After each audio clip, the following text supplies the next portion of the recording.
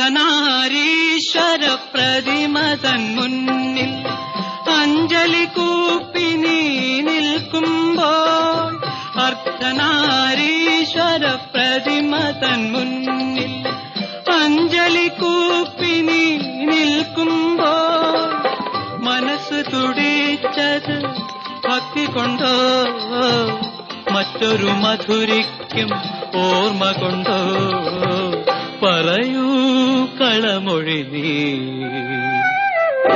പൂവും പ്രസാദവും ഇളനീർക്കുടവുമായി